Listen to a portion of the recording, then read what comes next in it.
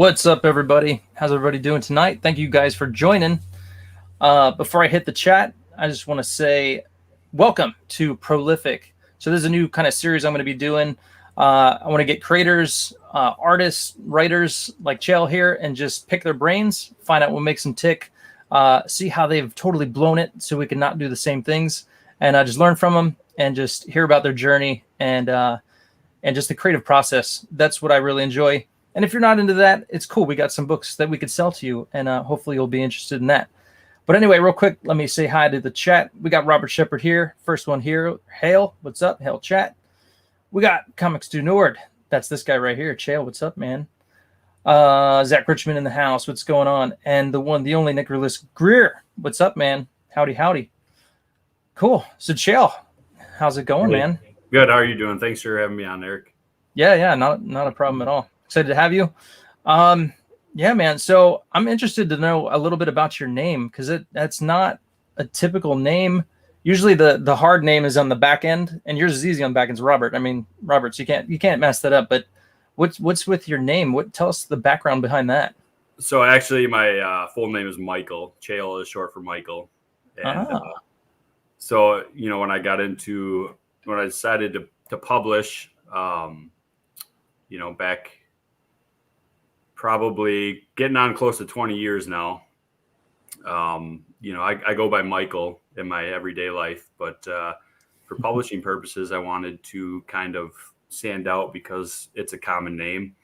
And, there's a lot of Mikes out there also. And Chael's the same name as Michael. It's just shortened, whereas in Mike is actually a different name technically. So for publishing and writing purposes, I go by Chael. Nice, man. I dig it. I thought maybe like your parents kind of like Superman a whole lot, and it was like, we're gonna do like, it could be like Kal-El or like Chael. I don't know. No, they weren't cool. I would totally rock that. Yeah, man, I'm related to Superman, Kal-El. Yeah. Cool, man. Awesome. Well, tell us a little bit about yourself. Are you a family man? Do you have a 9-to-5? When do you do your writing? I do. So my writing has been going on outside of published writing, has been going on for close to 20 years. 2003 is when I really decided I wanted to write. I was in the military at the time, so I was in the Navy, so I had some time when we were underway going through boot camp. It's 9 weeks. It's really a mental thing for basic training. It is physically challenging. I didn't have problems with the physical part. Because I was active and athletic. The mental part, I think, is a real challenge. And when I was in 9 weeks of basic training, I couldn't bring books with me. And, they would only give us so much free time on Sundays. So I started going in to basic, mentally preparing myself. And part of that was thinking about writing and creating stories. And I had read books leading up to that time that, I was kind of dissatisfied with the outcome or the plot. And I thought I could have done a better job because, you know what you're looking for in a story. And sometimes writers can be disappointing. So it was, for 9 weeks, I came up with stories and started formulating this world of Erloth. And I grew up a big fantasy fan and science fiction. So naturally, that was the natural progression. And then 2003 came around. I was already stationed on the East Coast, and we'd started getting underway. And I started writing. I started outlining and creating in 2002, and really started writing in 2003 in March. So that's kind of how it came about and how I started writing. Yeah. So you've literally got this whole world that you've created. So almost 20 years in. I mean, do you have I think you mentioned a series of novels. How far into it are you? So I've outlined the whole series of novels and started writing, and over the years, it's kind of a when the time's ready. Procrastination plays a part in that because I've had to hold down a job, and it wasn't easy to find time in the military once current events were going on at that time. We were pretty busy, but and I figured early on that self-publishing was probably the way to go, even though it was as we know, self-publishing now, it's a lot different than it was back then. Sure. Back then, you'd have to do, paper. You'd have to pay for, write your story, pay for an editor, and then pay for print, and then find a way to market that. Now we got the Kindle and the Nook, and you can do it virtually. So I think up till now, it wasn't ready to go, and I've gone back and done rewrites. So the first book of the series is pretty much done. It needs to be rewritten and gone through again, because you can tell I have my writing from 2003 and it's changed a lot. So yeah, I bet. Nice, man. Well, real quick, I want to show people, as far as the comic goes, we'll get into both the novels and the comics. I mean, they're kind of one and the same, but I just want to show people the progression of just your artist from book 1 to book 2. I was really, one thing that blew me away was seeing the books, and you have the same artist, and he does the art and the colors, and just the progression you see. So here we have book 1 is on the very left, in the middle, book 2, book 3, and you can see this guy's art has just gotten way better. Colors, he's kind of getting progressively better. So this is awesome, man. Yeah. And I just, full transparency, I backed the third volume, and I got book 1 and 2. So I haven't read it yet. So I don't have it in my hands, but I just, I was really blown away by the quality. Cause a lot of times indie comics, it's like, all right, they'll have, good artwork, but then the colors will suffer, things like that. Like the quality won't be there. But this book, I mean, it's beautiful, and I'm really excited to read it and see this guy's artwork. But obviously you're not the artist, but you got to be pretty impressed with Ryan Best, correct? Oh yeah, that's why I picked him. I mean, I did a lot of research before I settled on an artist. He had a portfolio of work, both unpublished and published. So, I knew that from the get-go, as I saw even from page 1 to 2 of the far left panel, that's the first page of the first book. Yeah. There was definitely a growth. And I think it was, I'm not an artist. So I think what I can relate to is that he really started to get it and understand it. And I had a different colorist to begin with. And Oh, did you? Okay. Yeah. So Ryan wasn't initially going to be my colorist, but I was unsatisfied with the colors that I initially got. They were too saturated, and I asked him to do it, and he came back with this, and I was like, oh yeah, let's do it. Let's roll. And once you get the first book and you page through, you'll see even in the first couple pages, it vastly, I think, and this is not a slight at Ryan, but it vastly improves. And I think that's just like him getting into it and starting to find these characters himself, because he's just as much, these characters are in my head and on paper, Word documents, but really he's drawing them, and so they're just as much as his as they are mine. Nice. So take us through a bit. Just so you have this novel series that's in your head, and then you want to do a comic book format to kind of, I guess, give people just a taste. Yep. Yeah. Yep. So when I started writing, I grew up a big fantasy fan. If you've looked at other interviews or other videos, I often mention Dragonlance, because that was a huge. At about the age of 11 is when I found Dragonlance through a buddy of mine. And I actually I'm friends now with Margaret Weiss, one of the writers, and nice. They did role playing for D&D back in the 80s, and they kind of, her and Tracy Hickman created this world outside of it, still under the umbrella of what used to be Whiz Kids, I guess, but wrote a lot of role playing, RPG, D&D, and out of that, you see some of the similarities between D&D and Dragonlance, but that was a huge influence on me. And, so when I began writing, naturally, I wanted to do fantasy, and I'm a huge Star Wars fan as well.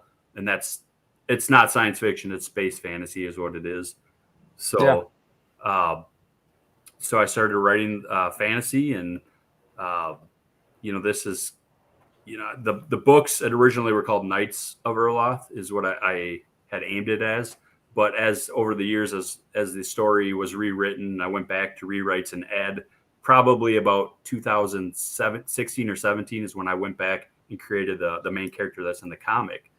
And I figured out, the story is not really centered on knights. It's our warriors. It's centered on guardians. Gotcha. They're my versions of Jedi, I would say. And so, can you hear that deep breathing? That's my dog. Sorry. That's all right. I have a dog too. But Caius, the main character, was a write-in for my first novel, which is still titled. It's called The Fledgling Prince. Totally different story, totally different continent and kingdom than what this is related. But what connects it all is the Guardians. He's the Guardian. The comic series is called The Last Leopard King. It's basically about his heritage, his journey, and I use the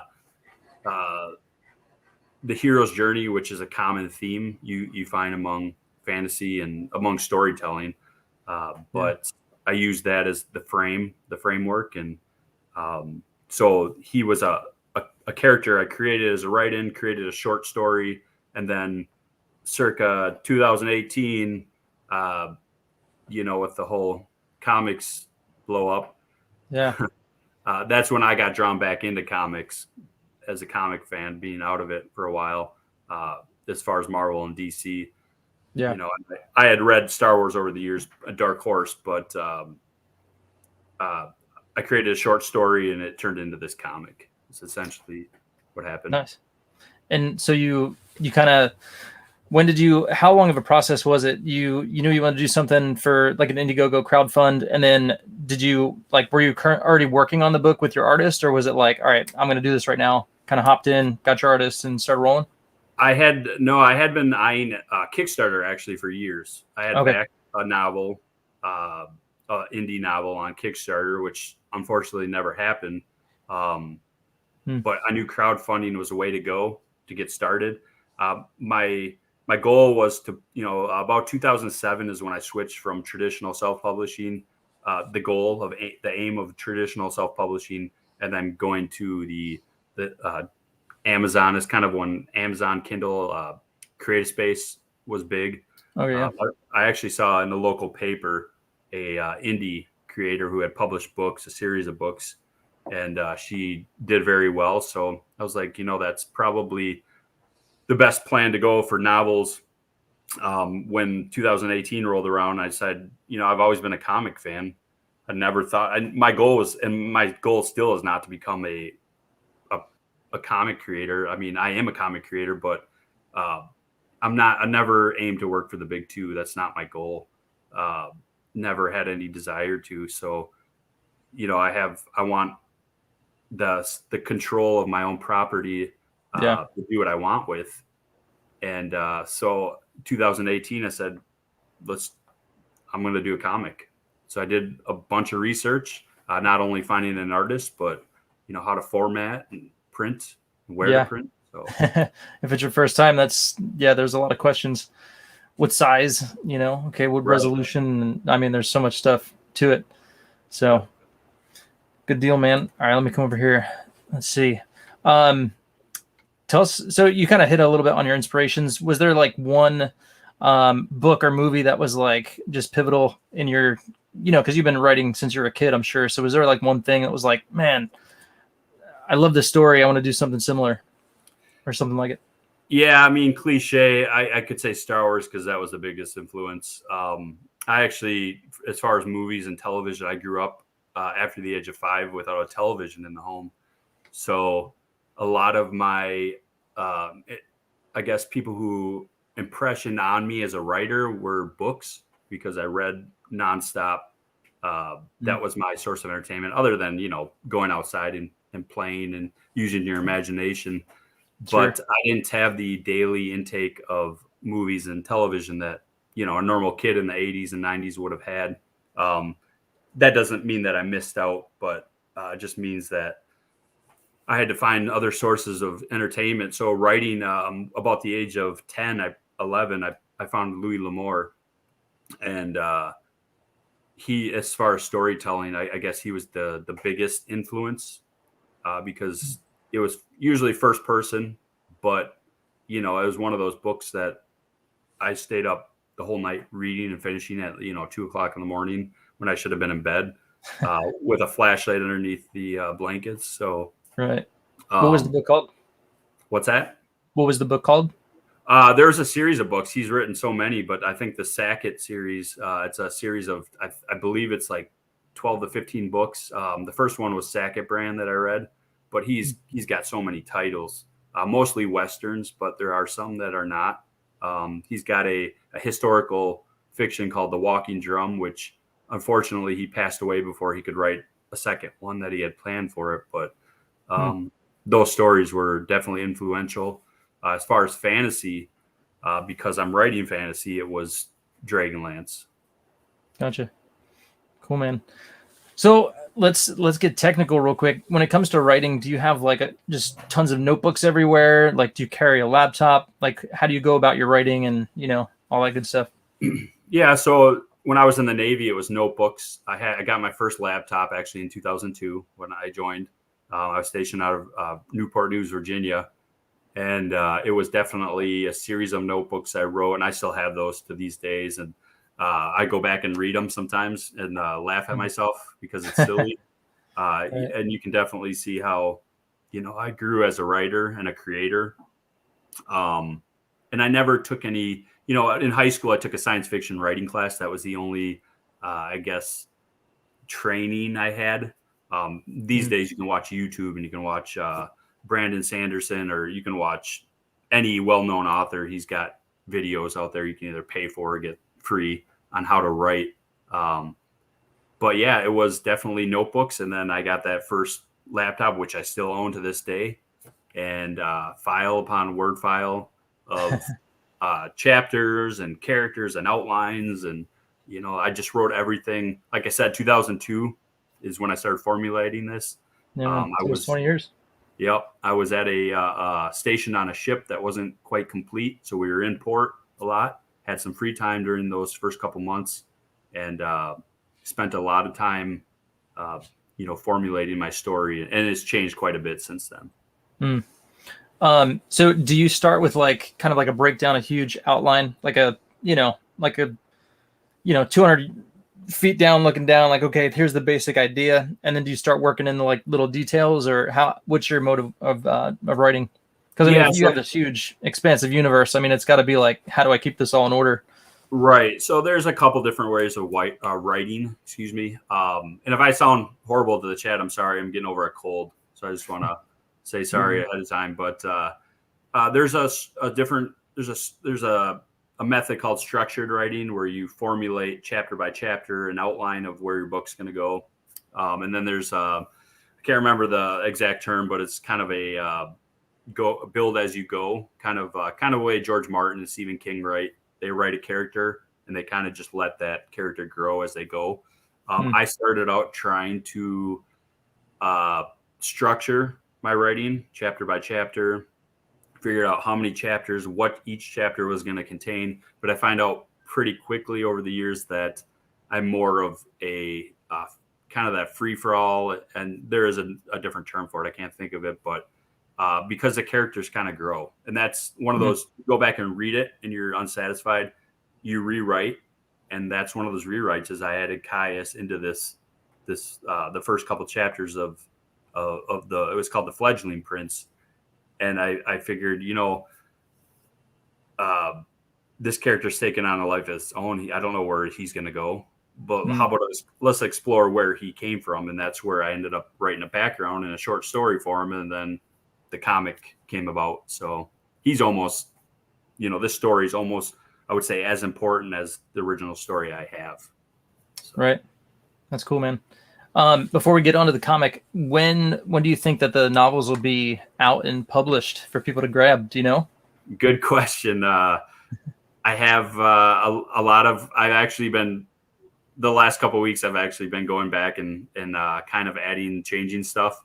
So I don't know, like if it were up to me, it would never be perfect, but I would say, I wanted it originally to be before the end of this year, but it's not going to happen just because it needs to be edited, content wise, and, basic sentence structure and vocabulary and spelling needs to be checked. But I would say before the end of 2022. All right, cool, man. Good deal. And just everybody in the chat, if you have any questions, Jeff Potts, what's going on? Drop a comment, and I will ask Chael any questions you might have. And Zach Richmond said, Guardians of Erloth is such a good-looking book. And indeed it is. And we're going to check out your trailer real quick. So let me swap this out. Dun, dun, dun. Let me share this. Hold on one second. Hold on, before I do that, let me make sure this is ready, because then let's see here. Dun, dun, dun. Let me get that ready. All right, it's good enough. Here we go. Share. Make sure my volume is up.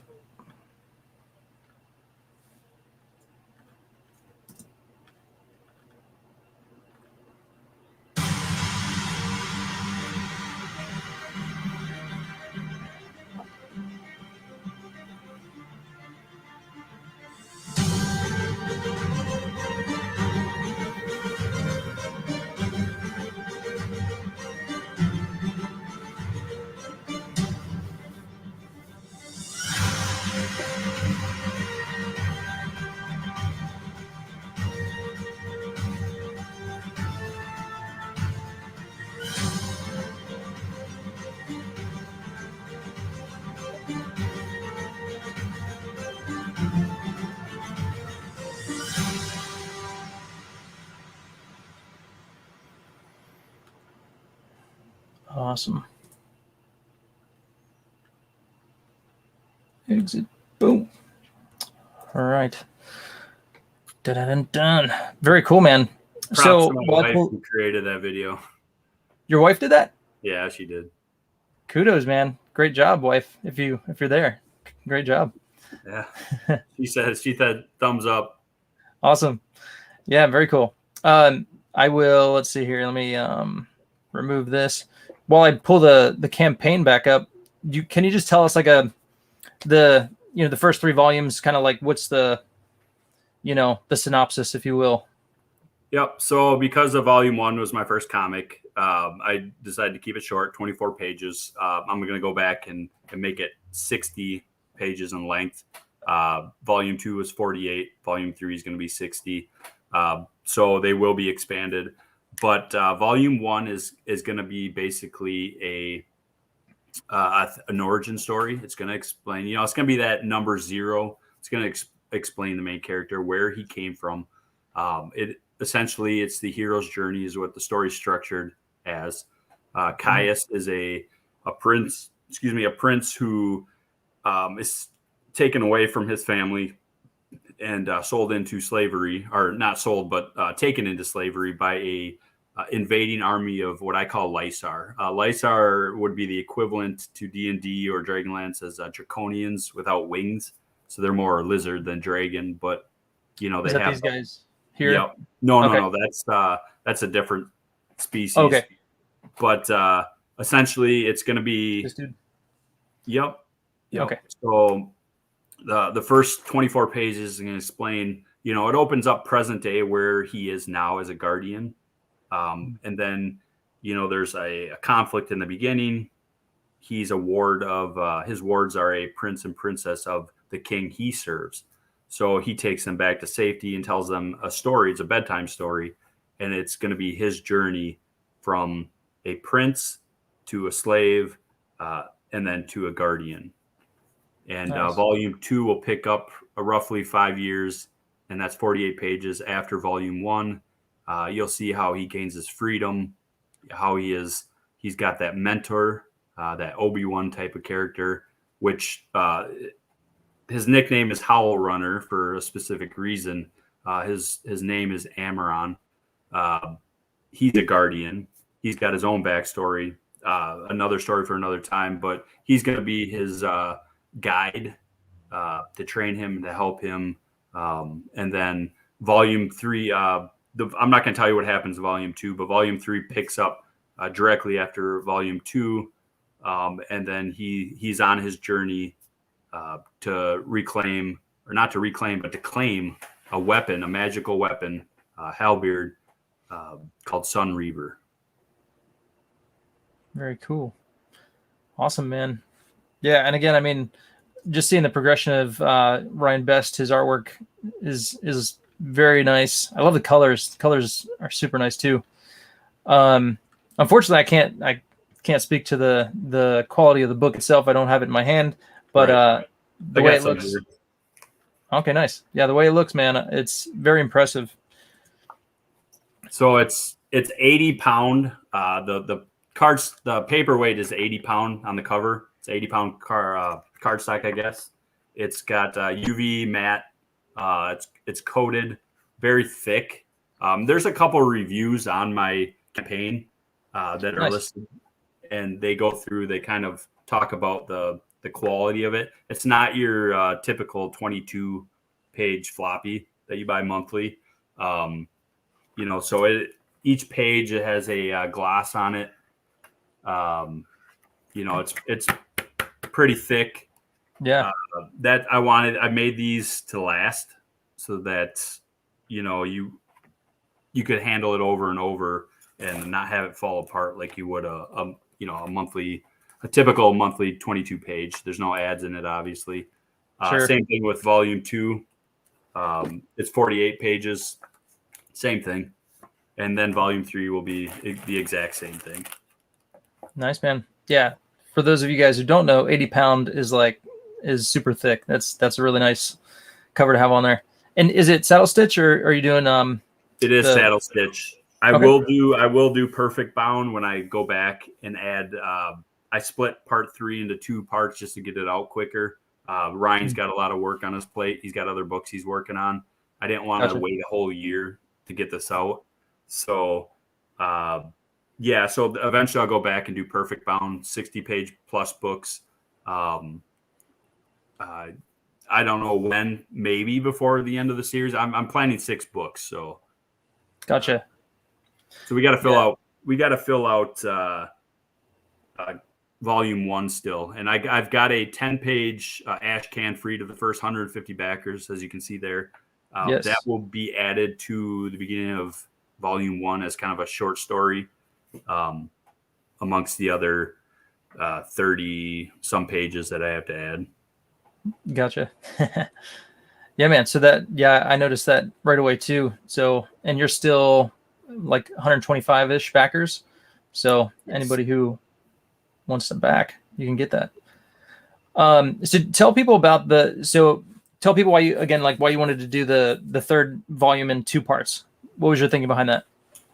The thinking was to get it done quicker and make it somewhat affordable for people. It's an indie book, so indie books are going to be naturally a little bit more than what you'd find in the comic shop, just because when you get an indie book, you have to understand that, and you can look at the art quality.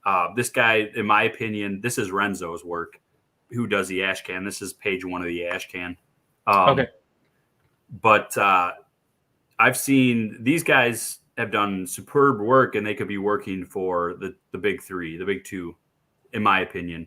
And I've seen work done by Dark Horse, done by Marvel and DC that, in my opinion, I wouldn't buy, because even if my favorite character is Batman, and if they, I've seen work done by Batman that I would buy just because of the story, not because of the art.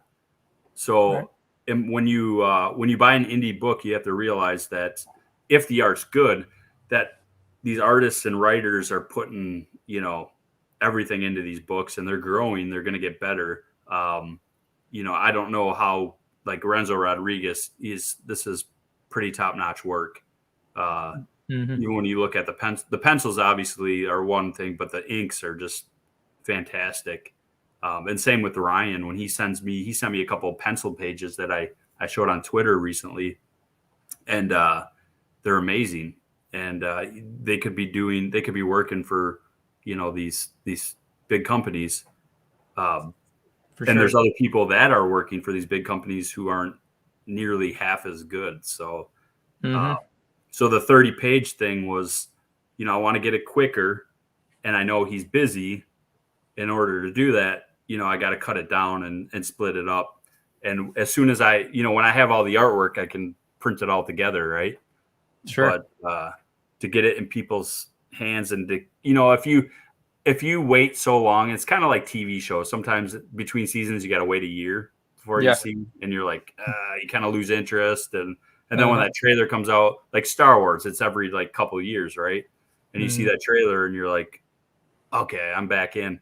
I don't want people to get to that point, because I am an indie creator. So if people get to the point where they forget about me, that's not a good thing. Right. Yeah, man. Yeah, but I totally agree. The artwork on this, top notch. You could definitely see. I mean, you look at some of the books that are out there now, and it's like, this is better than them. So the fact that you snagged him, good job, man. Hopefully, and he's growing. So I mean, we're both growing. I'm growing as a writer and creator, because there's stuff that I change when I see his art. So he's created some stuff in the first couple volumes that I could show you the script. It's a rough description, and he's added detail in there. That's what I'm saying. He's just as much of a creator now as I am. Yeah. Very cool, man. Let me share this real quick, because I love this this spread he's got here. Yeah, I mean, you see, this is one of my main villains of Uranus behind me, and I didn't give him a description. I just said a big dragon type without wings, and this is what he came up with. So I mean, yeah, like I said, it's just as much his as it is mine. So in the beginning, you said you basically gave him like all these Word documents and, just stuff on paper. So did he design all these characters for you and figure all that out? No, well, he did. I had character descriptions that I sent him, a couple sentences of what I wanted the character to roughly look like. This Howl Runner, the character down here on the right corner here, panel, sorry. He's a character I created in 2002. He's like one of the oldest characters that probably the first character I created. So he's kind of got like he's my baby. So, I wanted him looking a specific way. So I gave him a character description, and he drew that character the way I wanted it. And I was like, yeah, that's good.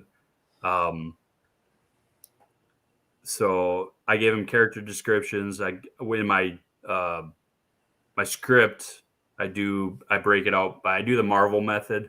I break it out by page by panel, give a short couple sentence description of the panel.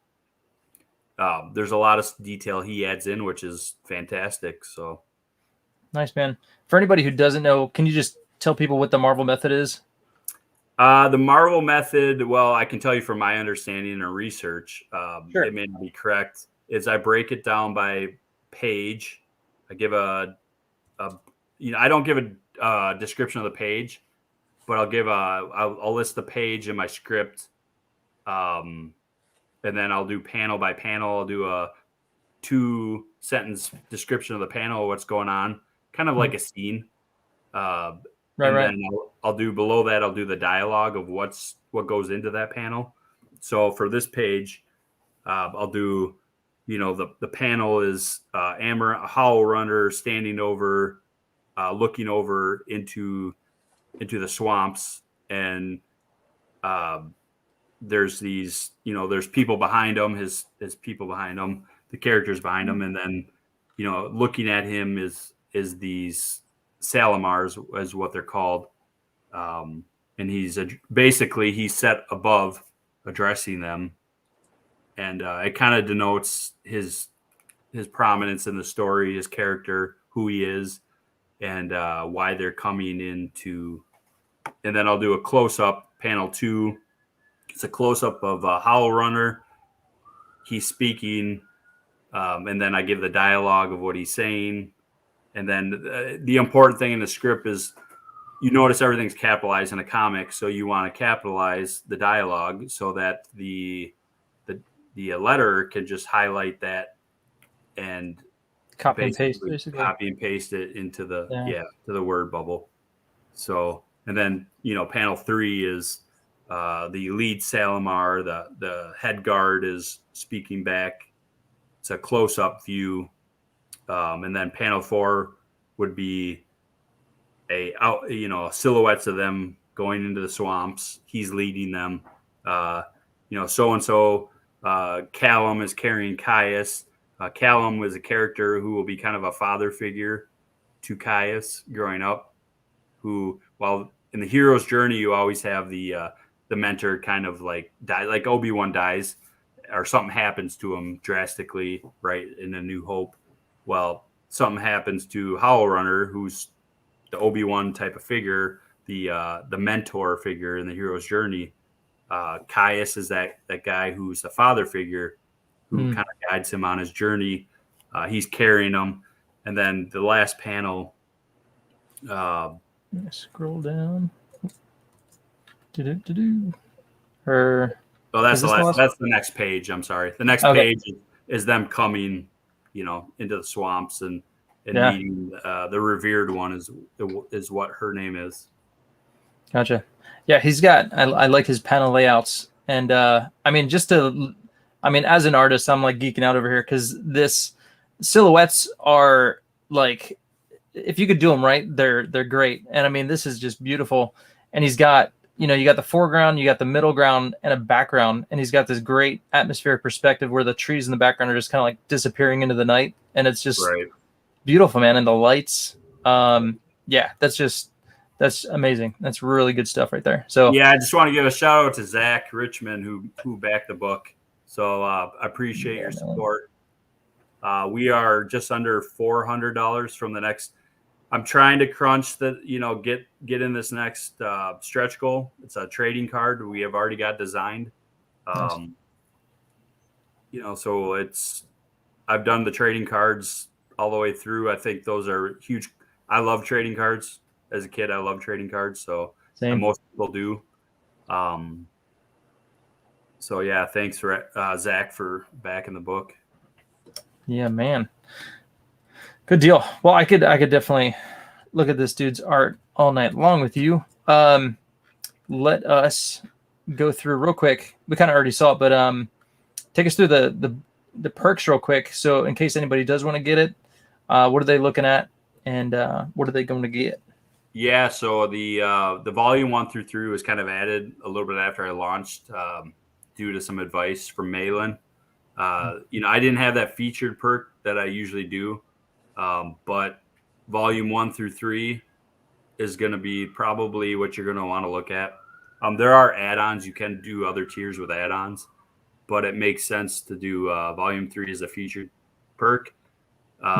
You can, if you've had back the other, and I would say this to everybody, if it's a series and they've done other indie projects, they're gonna have early kind of sign up early tiers like secret perks, and that would be a huge thing. I had a secret perk, and I put it out there for so long to my past backers and I always give the past backers preference. I always will leave things open a lot longer for them.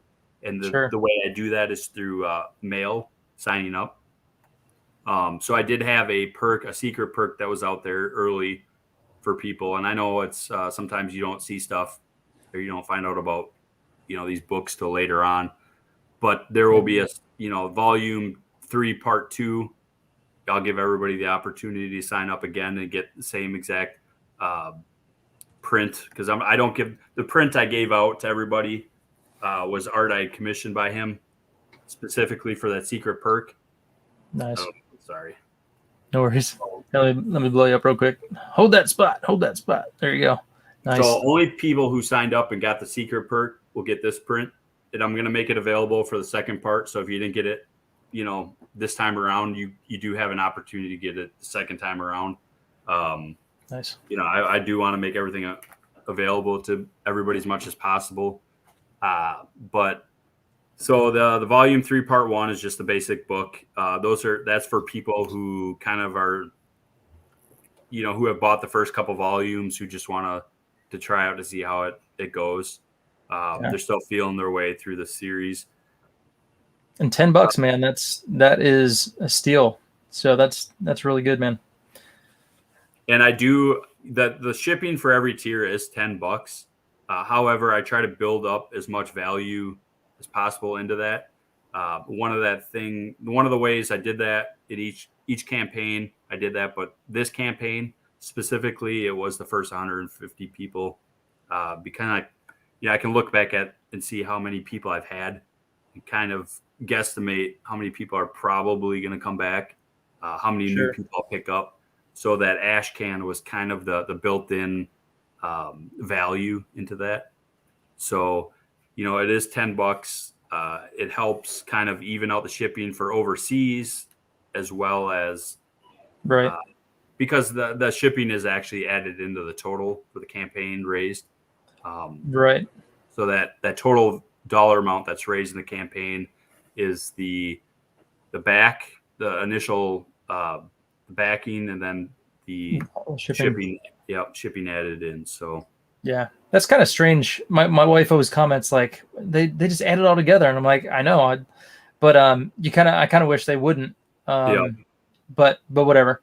But that's something to consider when you're looking at any campaign and the funds raised. I mean, a good portion of that is shipping. So right. Yeah. All right. So then you got volume 3. You can get part 1 and 2. Okay, so this is kind of like getting the part 2 early. Correct? No. I'm sorry. This is volume 3 times 2. Oh, okay, so okay. If you want 2 copies, it's kind of a collector's thing, and maybe I should have specified that a little bit clearer, but it's part 1 times 2. Okay. So if some people want one, they want the read and handle, and they're both going to be signed, and one that's kept in on card. And yeah, no, I probably read that wrong. That's my bad. I did the same thing. Up. Yeah, I did the same thing on my campaign. I've got you can get 2 issues of the same book. But yeah, all right, and then you got these awesome jerseys, man. Yeah, so we sold they're also included as an add-on. We have sold a few, and I'm wearing one. It's a sublimated jersey, and I've actually got a couple here in package. Very good quality if you're a hockey fan. Even if you're not a hockey fan, they're good to, it's got the brand on it, the stripes, the numbers. You can put your name on the back, whatever number and name you want. They're very customizable. I've got a guy locally here that I'm friends with who runs a business called Soda Stick. He does hockey, a lot of hockey jerseys for the local adult leagues. So, that's who I went through, and they turn out very well. They're good quality, like I said. Sublimated means they're printed right on. They're not sewn, like individual sewn numbers and names, but they're printed. Right on. They do last a long time. Cool, man. And you're helping out the local guys. I love it. Yep. So, yeah, I get all my prints and all that kind of stuff from a local guy too. So it's good to help out those guys. All right, and then last but not least, the all-in-one, $100. What's this? Yeah, so this is all the books, each cover. So volume 1, volume 2. So we have Canaan White is the second one from the left and the third one from the left. And then Keith Hinman drew my first cover. That's the gold one with half the face of Caius. And what this is right here is kind of the ending towards the ending of the series. Is I wanted to draw where this character is headed. So he's got his 2 familiars, some of his powers, as he's able to telepathically communicate with animals. So he's got a golden eagle and a leopard. That's going to be coming in volume 4.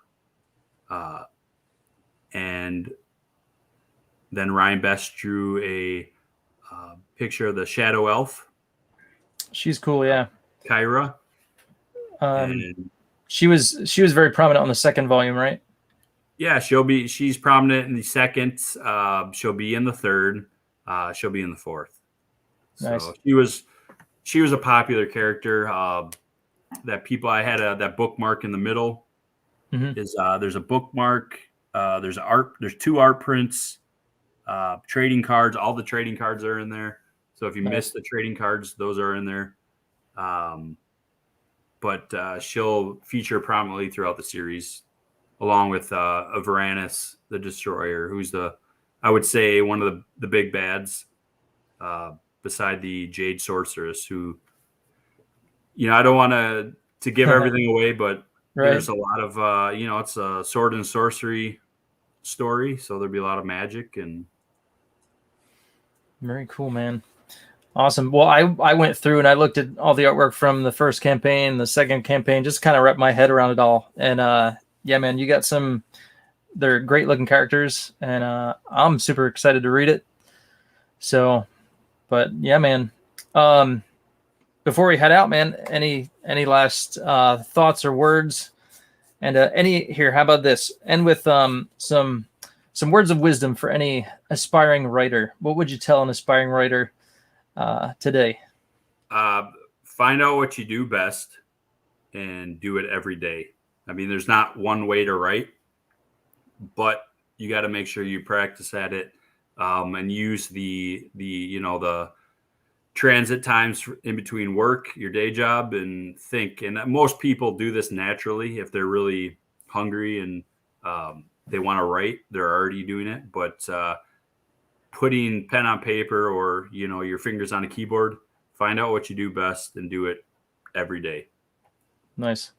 Yeah, you got to do it, because if you don't do it, then it's it's just like drawing. You gotta exercise the mind, and you're gonna get better. You're only gonna get better by doing it more.